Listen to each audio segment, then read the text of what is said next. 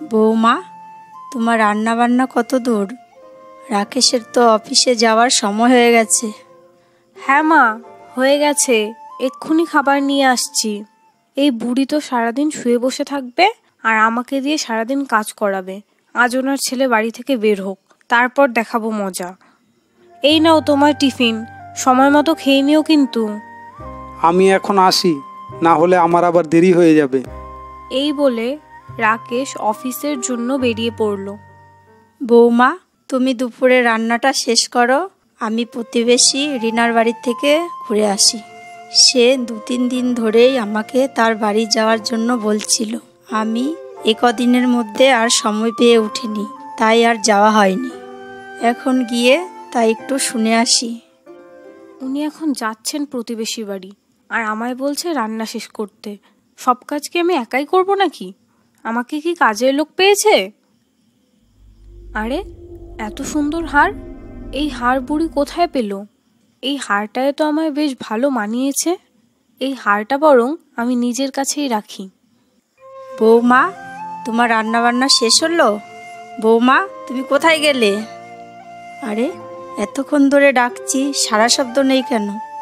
যাই একটু ঘরে গিয়েই দেখি। বৌমা, তোমায় কতক্ষণ ধরে ডাকছি, তোমার রান্না বান্না শেষ হয়েছে? আমি কেন রান্না বান্না করতে যাব?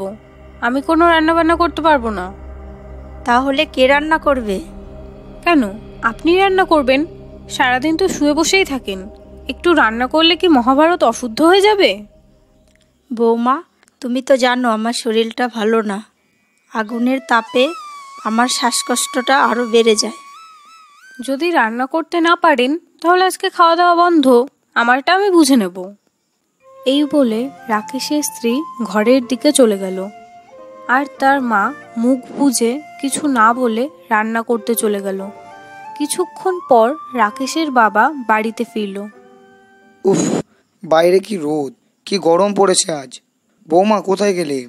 আমার জন্য একটু জল নিয়ে আসো তো। এই নাও তোমার জল। তুমি জল নিয়ে আসলে যে? বৌমা কোথায়?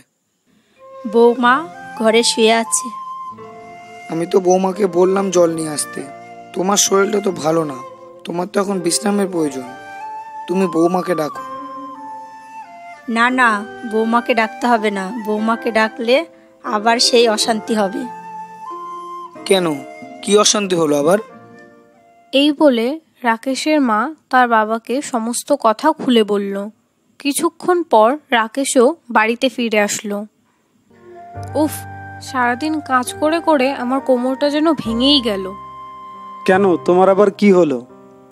বাড়িতে সারাদিন এত কাজ, আমি আর করতে পারবো না। তুমি এবার একটা কাজের লোক রাখো।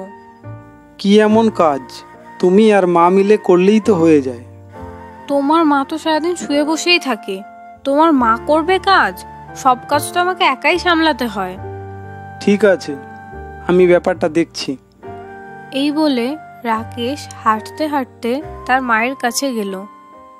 মা, তোমার বৌমা তো সারাদিন কাজ করে করে কোমর ব্যথা হয়ে যায়। তুমি তো সারাদিন শুয়ে বসেই থাকো, ওর সাথে সাথে একটু কাজ করে দিলেই তো পারো। তুই কি বলছিস বাবা? আমি সারাদিন শুয়ে বসে থাকি? বাড়ির সমস্ত কাজ তো আজ আমিই করলাম। দেখো মা, আমি ওইসব কিছু জানি না। তোমার বৌমা বলছে কাজের লোক রাখার কথা। কাজের লোক রাখতে গেলে এখন অনেকগুলো টাকার প্রয়োজন, কিন্তু আমার কাছে কাজের লোক রাখার মতো এত টাকা নেই। কাল থেকে তুমি তোমার বৌমার সাথে কিছুটা কাজ করে দেবে। কিন্তু বাবা, আমার তো বয়স হয়েছে, আমি কি আগের মতো এত কাজ করতে পারি? মা, তোমাকে তো আমি বলিনি বাড়ির সব কাজ তুমি করবে। আমি শুধু বলেছি তুমি তোমার বৌমার সাথে একটু সাহায্য করে দেবে। পরের দিন সকালে রাকেশ রোজকার দিনের মতো কাজে বেরিয়ে পড়ে। আরে, আমার হাতটা কোথায় গেল? কালকেই তো এখানে রেখেছিলাম। হ্যাঁ গো, তুমি কি আমার হাতটা দেখেছো? আমি কি করে জানবো তোমার হাড়ের কথা? দেখো, এদিক সেদিক রেখেছো হয়তো। আমি তো এখানে রেখেছিলাম, এখান থেকে হাতটা কোথায় গেল? আজকাল তুমি সবই ভুলে যাচ্ছ। হাড়ের তো আর পাখা গজায়নি যে উড়ে যাবে।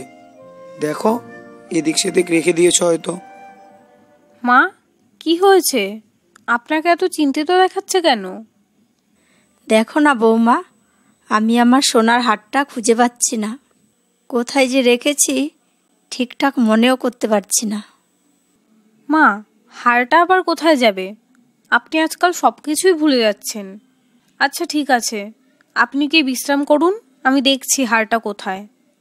ঠিক আছে বৌমা, আমার শরীরটা ভালো লাগছে না, আমি গিয়ে একটু বিশ্রাম নিই। বাহ, এখানে তো অনেক সুন্দর সুন্দর গয়না আছে। আমি বরং এখান থেকে কিছু গয়না নিয়ে আমার নিজের কাছে রেখে দিই। এই বলে রাকেশের স্ত্রী কিছু গয়না নিয়ে নিজের ঘরে রেখে দিল। বৌমা, তুমি কি গয়নাটা খুঁজে পেয়েছো? না না, আমি তো অনেক খুঁজলাম, কিন্তু হারটা পাইনি।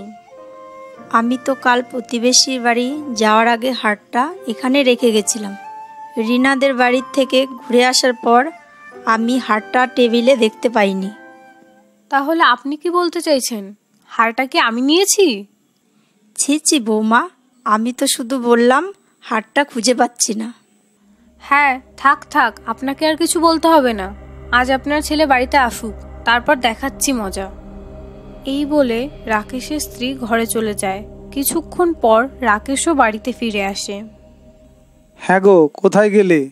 কখন থেকে ডাকছি, মুখ ভার করে বসে আছো কেন? তা মুখ ভার করে বসে থাকবো না তো আর কি করব? আজ আবার কি হয়েছে? তোমার মা তার সোনার হার খুঁজে পাচ্ছে না। এদিক সেদিক রেখে হয়তো কোথাও ভুলে গেছে, আর আমায় বলছে আমি নাকি তার সোনার হার নিয়ে নিয়েছি। কি? মা হার খুঁজে পাচ্ছে না আর তোমাকে এইসব কথা বলেছে? ঠিক আছে, আমি মায়ের সাথে গিয়ে কথা বলছি। মা, কোথায় গেলে?